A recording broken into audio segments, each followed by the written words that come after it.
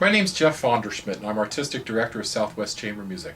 Our next program's on February 23rd at the Norton Simon Museum this upcoming Saturday, and then Monday, February 25th at the Colburn School of Performing Arts. Juxtaposes two composers who people don't normally think about. One is Johann Sebastian Bach with two of his Brandenburg concertos, and the second half of the program is given over to John Cage's Atlas Eclipticalis.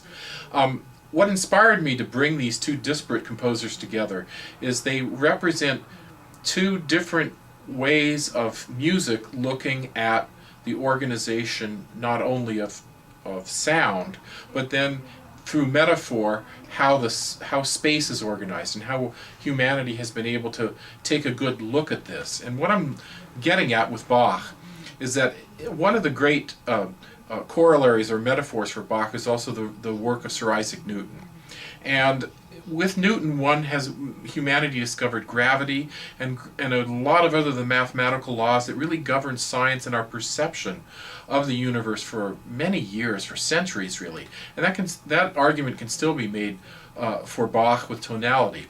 But by the time Einstein enters into the 20th century and starts changing the perception of the size and the shape of the universe being in fact really discovered by Edwin Hubble here in Pasadena in the 1920s, we've learned a lot more than we knew when Newton was postulating ideas.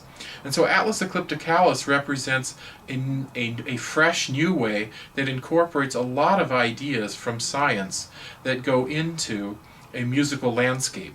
So what you find in Atlas Eclipticalis is Cage's idea was to use the book of changes from China, the I Ching, that would determine to him the amount of activity, the amount of notes, the density of notes or the lack of density of notes, the time frames. He would use the I Ching to help him erase a compositional process, so that in fact what would be left would be the remnant of an act that's totally taking place in the present moment.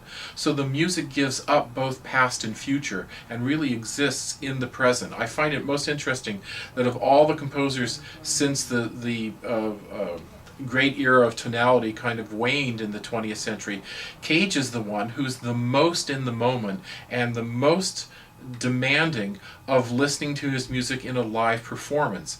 And in fact, recordings of Cage usually tend to fall flat because in fact they're really only a postcard of an idea, whereas what you really want to get into as an audience member is to experience the interaction of the players with each other and with the audience and how the audience responds. The work of Bach is tonal.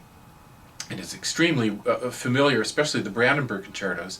And the world of tonality works in a circle. And the circle of keys, especially for the Baroque family of keys, determines whether a piece is in E major, which you could describe as its orbit, or in G major, which would be another orbital piece, or a D major piece, and so on.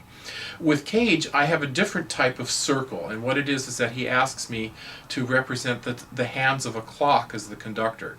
So my hands join above my head when I begin the piece at the uppermost position of gravity, or which would be north, and then I bring my hand down to be at the quarter hour, and then my hands join, which would be at the half hour, and then up again to the 3/4 hour to the left of my with my left arm, and then my hands join again at the top to represent the completion of the cycle. I do this cycle 5 times. It takes 8 minutes to complete a cycle. And what I'm doing to interpret this is I'm using information I've learned from Chinese medicine and Chinese astrology to really touch each point with an element. So the first element on the top of my head is fire. The second element on my right is metal. When my hands join, it is water. When my hand comes to the 3/4 hours, it is wood.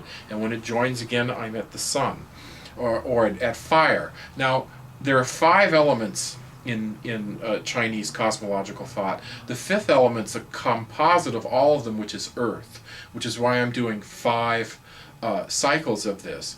So the other element of this is that I'm also representing seasons. So the top is summer, the quarter hour is autumn, winter is water or ice at the bottom, then springtime is to the 3/4 hour, which is wood, which yields again to summer. So there are intersections of these circles all over while I'm conducting. And this really does kind of, in a very beautifully mysterious way, communicates itself both to the musicians and to the audience. I think the most important thing people should understand about Cage's music is that it is beautifully reminiscent of silence, and there's absolute times in the piece where maybe nothing will happen. So I think it's taken people a long time to catch up with Cage. The ideas of yoga or deep meditation have in fact become very commonplace now, whereas when he was first coming to these ideas basically in the 40s and 50s, and atlases from the early 60s, these ideas were not so commonplace as they might be today. And I think really the public has to have a chance to catch up with a great mind like John Cage.